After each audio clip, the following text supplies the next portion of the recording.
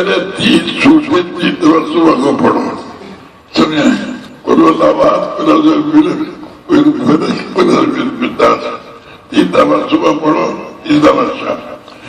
اللہ پاک تمہاری ساری ضرورتیں پوری کرے گا۔ آخری تینوں قل آگے دنوں کو جو بھائی صاحب ترتیب بتاتے ہیں وہ یہی ہے، پہلے قل واللہ احد، پھر قل اعوذ برب الفلق، پھر قل اعوذ برب الناس، یہ ایک دفعہ ہوا۔ دوسری دفعہ پھر اسی ترتیب سے قل واللہ احد، قل اعوذ برب الفلق، قل اعوذ برب الناس، ہر دفعہ بسم اللہ ضرور پڑھیں۔ تیسری دفعہ پھر اسی ترتیب، صبح 3 دفعہ پڑھیں، شام کو 3 دفعہ۔ جو ضرورت ہے فوراً سورۃ فاتحہ پڑھو اور کہ یا اللہ میری فرائض پوری کر۔ جو ضرورت پیش آئے فوراً سورہ فاتحہ پڑھو اور اللہ سے کہو اللہ میری یہ ضرورت پوری کر۔ بجائے جیب پہ ہاتھ ڈالنے کی، بجائے جیب پہ ہاتھ ڈالنے کی۔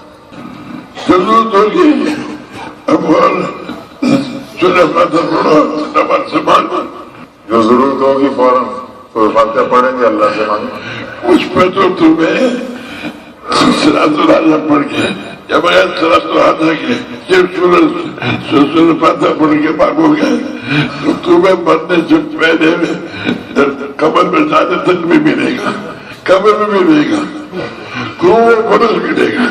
چاہے صلاۃ الحاجت کے ساتھ پڑھیں یا بغیر اس کے، صرف سورہ فاتحہ پڑھنے پہ قبر تک ملے گا، قبر میں بھی ملے گا، اجر بھی ملے گا، اور پھر ہمیشہ ملتا ہی رہے گا۔